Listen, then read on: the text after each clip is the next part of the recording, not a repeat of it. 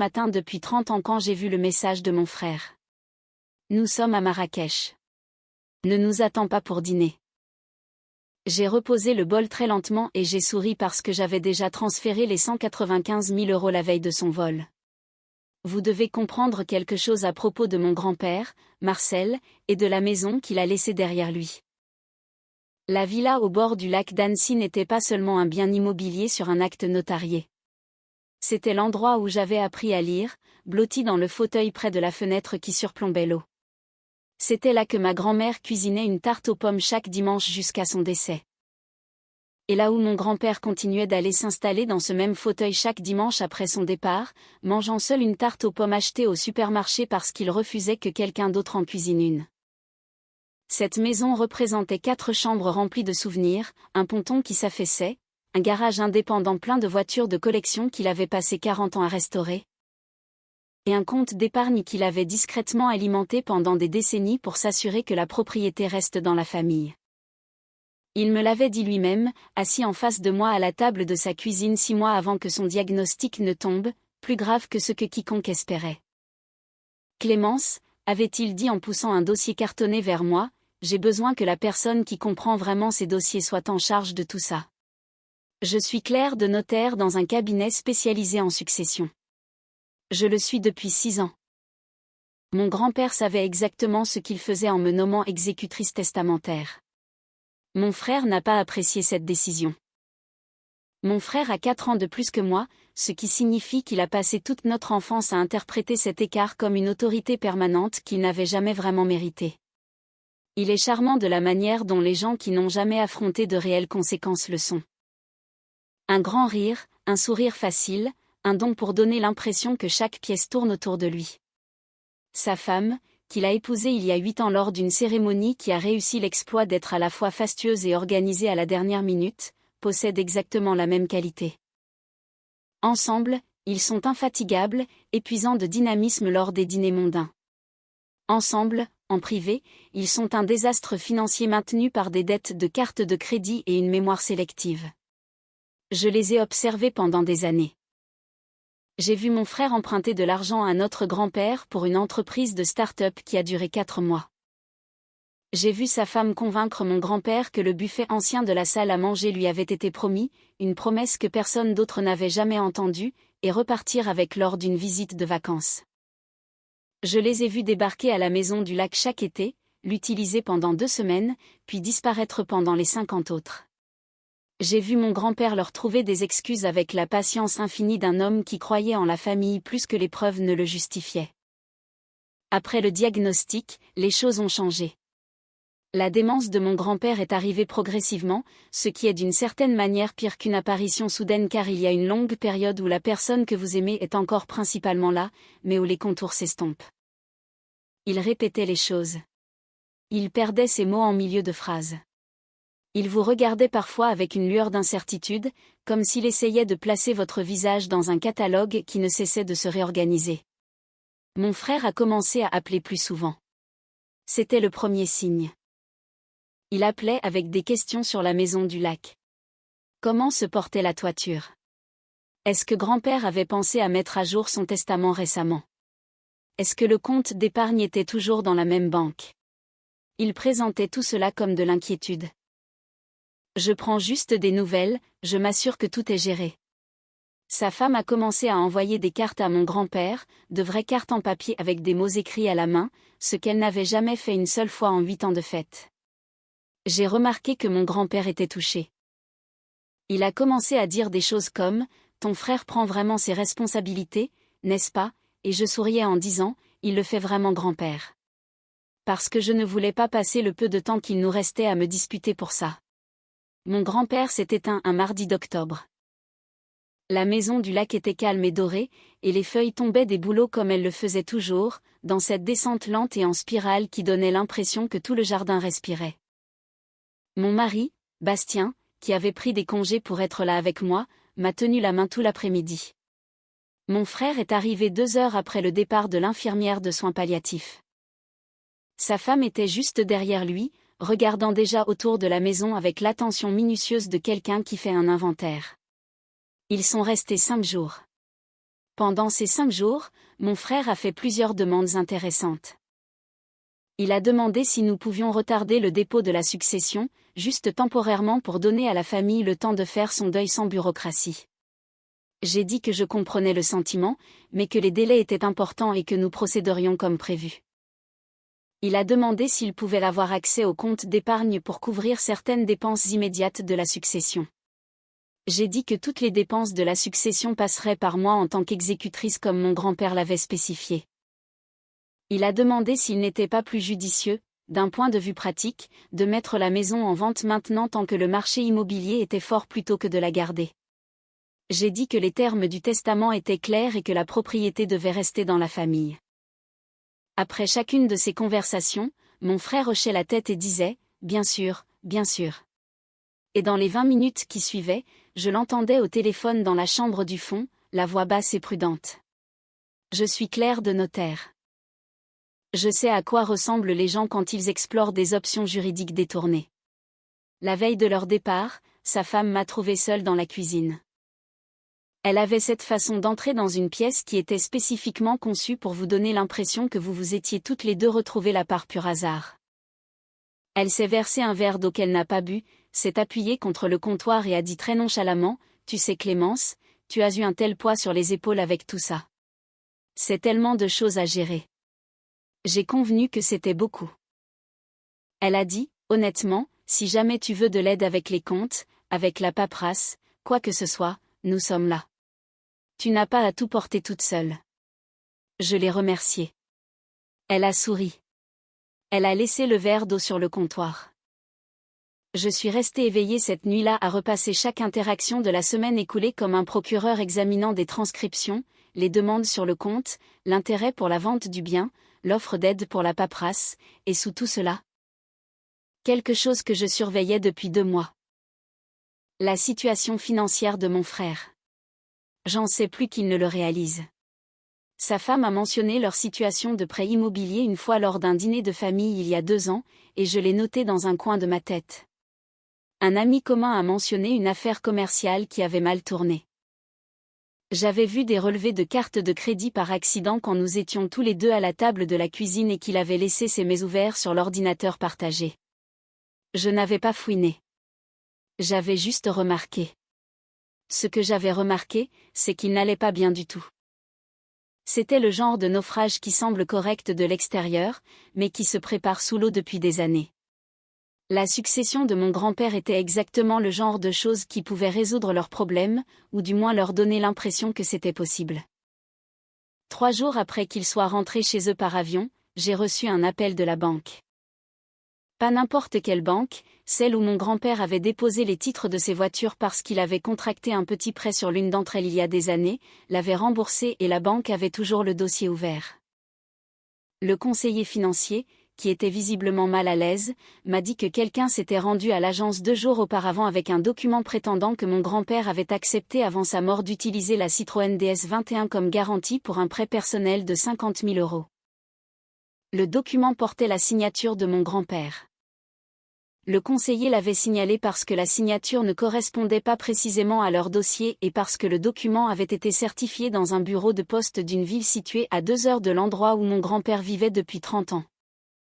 Je me suis assise dans ma voiture sur le parking de mon bureau et je n'ai pas bougé pendant 4 minutes. Puis j'ai appelé Bastien. Je lui ai dit ce que le conseiller m'avait appris.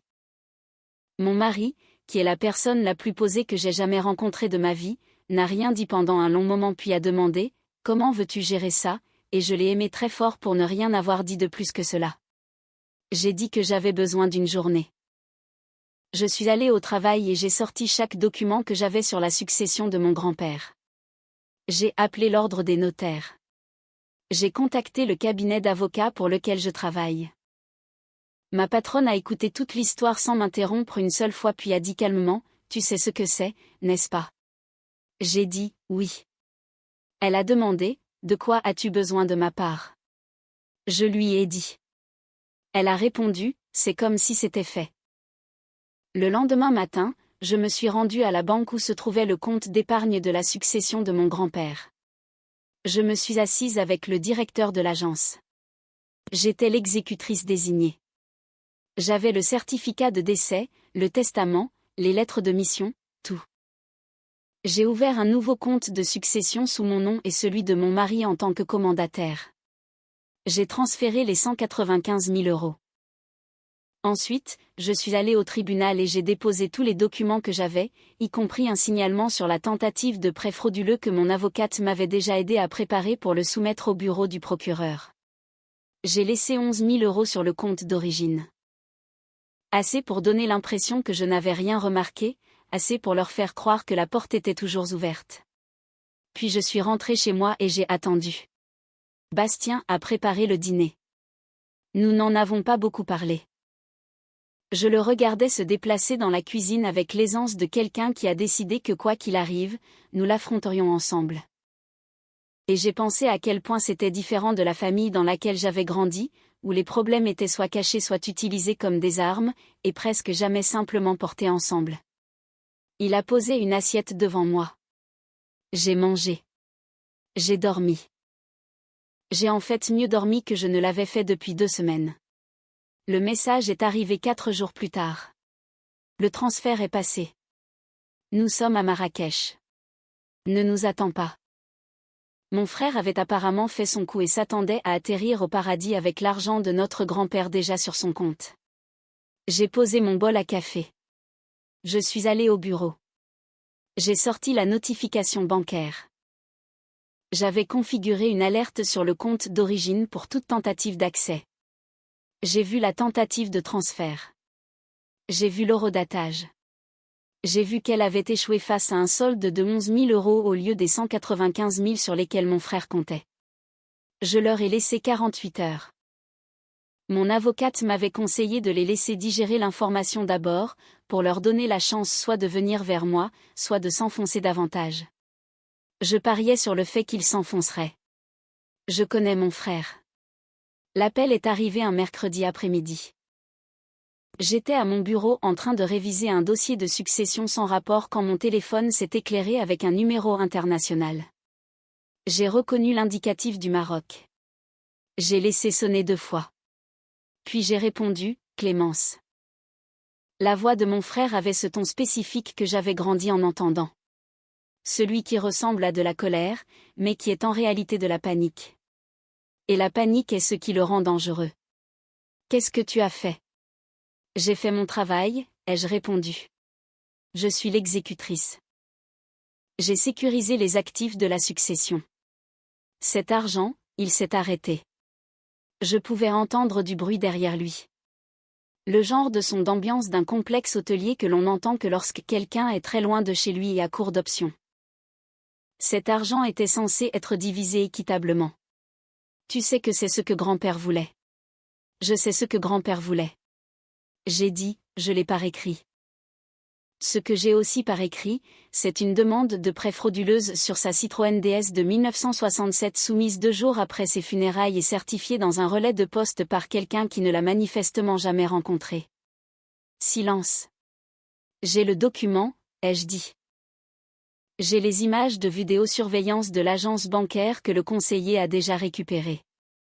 J'ai le numéro d'agrément du témoin, qui remonte à une personne qui, curieusement, vit dans le même département que l'ancienne colocataire de ta femme. Et j'ai tes relevés téléphoniques montrant un appel vers ce département à 21h47 la veille de la soumission de la demande de prêt, que mon avocate a obtenue par les voies légales parce que nous avions déjà déposé plainte auprès du procureur. Encore du silence, plus long cette fois. Puis la voix de sa femme s'est fait entendre. Et j'ai su qu'il lui avait passé le téléphone parce qu'il lui passait toujours le téléphone quand les choses tournaient mal. Elle était meilleure pour pivoter. Clémence, a-t-elle dit d'un ton chaleureux et raisonnable, comme elle l'était toujours au début d'une négociation. Nous pouvons tous parler de ça comme des adultes. C'était un malentendu. Il y a eu tellement de chagrin, tellement de stress, et les choses ont été gérées d'une manière qui semble pire qu'elle ne l'est. Tu sais à quel point nous aimions Marcel. Je sais combien la déesse valait, ai-je dit. Le prêt était de 50 000 euros. La voiture a été expertisée à 62 000 euros quand mon grand-père l'a assurée l'année dernière. Vous aviez besoin d'argent rapide. Il n'était plus là pour dire non. Ce n'est pas, je sais aussi, ai-je continué. Et j'ai gardé ma voix parfaitement calme parce que je vivais avec cela depuis des jours et que je n'allais pas gaspiller mes émotions dans un appel téléphonique. Je sais que vous avez 38 000 € de dette de carte de crédit sur 4 comptes différents.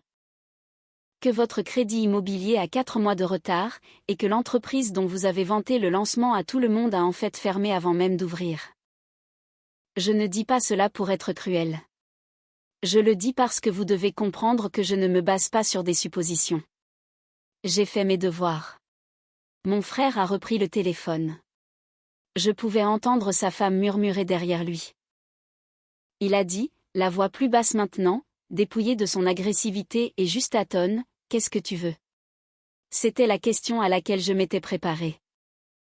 Je lui ai dit que j'avais 2 options rédigées sur papier, de la même manière que mon grand-père avait toujours abordé une conversation difficile, claire, écrite, sans place pour une réinterprétation ultérieure. Option 1, lui et sa femme rentrent immédiatement. Il me rencontre avec Bastien et mon avocate. Il signe un document renonçant à tout droit de contester la succession. En échange, j'utiliserai une partie des fonds de la succession pour rembourser le prêt frauduleux parce que même s'il s'agissait d'une fraude, s'il tombait en défaut de paiement, cela aurait affecté le titre de propriété de la voiture qui était encore dans la succession. Et je ne poursuivrai pas de charges criminelles pour la signature falsifiée. Ils recevraient la part de la succession que mon grand-père avait spécifiée pour eux dans le testament, soit 12 000 € et le contenu de son atelier, ni plus, ni moins. Option 2, je dépose la plainte pénale complète, je poursuis une accusation de fraude pour faux et usage de faux, ce qui dans notre pays peut entraîner une peine de prison ferme, et je laisse la succession être administrée entièrement par les tribunaux. Ce qui bloquerait tout pendant au moins 18 mois, tout en générant un casier judiciaire qui les suivrait tous les deux professionnellement. Je l'ai entendu expirer. « Tu ferais vraiment ça ?» a-t-il dit, à ton propre frère. Et c'est là le problème quand on est la personne responsable dans une famille. Les gens utilisent ce cadre contre vous. Ils comptent sur le fait que vous vous souciez de la famille, que vous ne voulez pas être la personne qui la détruit. Ils traitent votre fiabilité comme une laisse.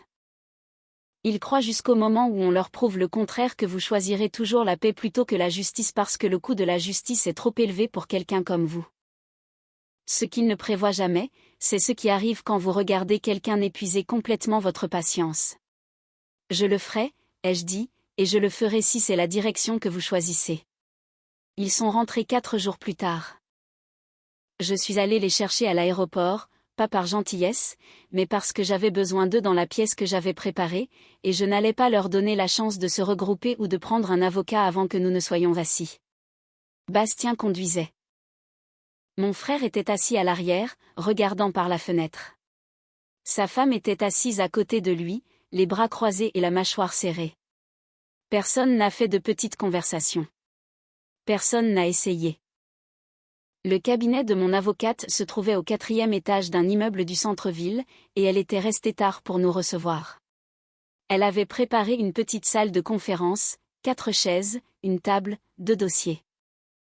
Elle a salué tout le monde avec la chaleur professionnelle de quelqu'un qui a vu cette situation exacte assez de fois pour ne plus avoir d'implication émotionnelle dans le résultat. Puis elle s'est assise, a regardé mon frère et a dit, « Pouvons-nous commencer ?» J'ai fait glisser les dossiers sur la table. Mon frère a ouvert le sien. Sa femme a regardé le sien, mais ne l'a pas ouvert. Dossier numéro 1, ai-je dit parce que j'avais répété cela, est la comptabilité complète des actifs de la succession, y compris le transfert que j'ai effectué en tant qu'exécutrice, lequel est entièrement documenté et parfaitement légal. Dossier numéro 2 est le dossier de preuve, la demande de prêt, les registres du témoin, les journaux d'appel et le projet de plainte que mon avocate a déjà préparé pour le procureur de la République. Mon frère a regardé le 2e dossier pendant un long moment. Il avait l'expression d'un homme qui avait joué un bluff pendant si longtemps qu'il avait oublié que c'était un bluff et qui se retrouvait maintenant à table alors qu'on lui montrait les cartes de tout le monde. « Vous devez signer la page 7, a dit mon avocate. Et parapher les pages 3, 4 et 11. Sa femme a dit, ce n'est pas juste. Mon avocate a répondu, la justice n'est malheureusement pas une norme juridique universelle. Mon frère a signé. Ma belle-sœur est restée assise pendant encore 3 minutes sans bouger, puis elle a signé aussi. Et le crissement du stylo sur le papier était le seul son dans la pièce. Nous sommes rentrés à la maison en silence. Bastien ne m'a pas demandé comment je me sentais avant que nous ne soyons à l'intérieur et que la porte ne soit fermée. Et puis il m'a juste regardé et a attendu. Je suis restée dans notre cuisine pendant une minute en pensant à mon grand-père dans son fauteuil mangeant sa tarte aux pommes du supermarché chaque dimanche. Continuant d'aller au même endroit même après que tout ce qui lui donnait du sens avait disparu parce qu'il croyait au maintien des rituels même quand les gens ne pouvaient pas rester. Je vais bien, ai-je dit. Et je le pensais dans le sens où aller bien signifie ne pas être brisé, pas forcément vengé, juste intact. La succession a été clôturée 4 mois plus tard. La maison du lac m'est revenue ainsi qu'à mon mari, cela avait été stipulé dans le testament de façon spécifique et claire parce que mon grand-père avait su, de la manière dont les gens dotés de sa sagesse particulière savent toujours. Quelle personne dans sa vie prendrait réellement soin de quelque chose? Les voitures de collection ont été vendues aux enchères, ce qui était également spécifié.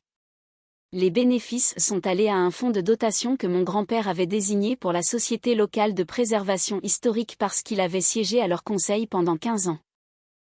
Et il se souciait plus du vieux pont couvert de la route départementale que la plupart des gens ne se soucient de leur propre argent. Mon frère a reçu ses 12 000 € et le contenu de l'atelier qui comprenait un magnifique ensemble d'outils à main anciens qu'il a vendu en une semaine. Je le sais parce que j'ai vu l'annonce en ligne. C'est très bien ainsi. Ils étaient à lui et il pouvait en faire ce qu'il voulait.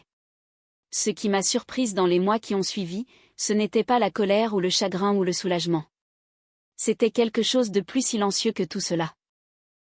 Mon grand-père avait passé toute sa vie à croire que la famille signifiait que l'on accordait une grâce indéfinie, que l'on gardait la porte ouverte parce que la fermer était une sorte d'échec. J'avais l'habitude de penser que j'étais d'accord avec lui. Je portais une version de cette croyance comme un poids que je n'avais jamais pensé à remettre en question. Mais j'en suis venue à comprendre qu'il y a une différence entre une porte ouverte et un coffre-fort non verrouillé. La grâce est quelque chose que l'on donne librement. Cela ne signifie pas que l'on remet à quelqu'un la clé de tout ce que l'on a été chargé de protéger en espérant qu'il fera ce qui est juste. Parfois, protéger les personnes qui méritent d'être protégées signifie faire un choix qui ressemble de l'extérieur à de la dureté. Mon grand-père m'a choisi comme son exécutrice parce qu'il savait que je ferais ce qui devait être fait, pas ce qui était confortable, pas ce qui maintenait la paix au détriment de la vérité. Ce qui devait être fait. La maison du lac possède toujours le fauteuil près de la fenêtre qui surplombe l'eau. J'y vais la plupart des week-ends quand le temps le permet. Bastien prépare le café. Je m'assois à la même place où mon grand-père s'asseyait avec la même vue sur le ponton et les bouleaux et la lumière se reflétant sur la crique de cette manière argentée si particulière au matin d'octobre. J'apporte une tarte aux pommes, une vraie tarte faite maison, selon la recette que ma grand-mère avait écrite sur une fiche cartonnée que j'ai retrouvée dans le tiroir de la cuisine. Je m'assois dans ce fauteuil et je pense à ce que signifie faire perdurer quelque chose. Pas le chagrin, pas la colère, pas le poids épuisant d'être la personne sur laquelle tout le monde comptait sans jamais vraiment l'avoir. Juste la maison, juste la lumière, juste le calme qui vient quand on a enfin arrêté d'attendre que quelqu'un vienne prendre ce que l'on protégeait parce que la menace a été écartée et que l'acte est à votre nom et que vous avez fait une promesse à votre grand-père et que vous l'avez tenue. C'est à cela que sert le fauteuil près de la fenêtre maintenant. Pas à attendre, juste à être là. Il aurait aimé ça. Je pense qu'il disait toujours que la meilleure chose à propos de la villa était que c'était un endroit où l'on pouvait aller et simplement rester immobile pendant un moment.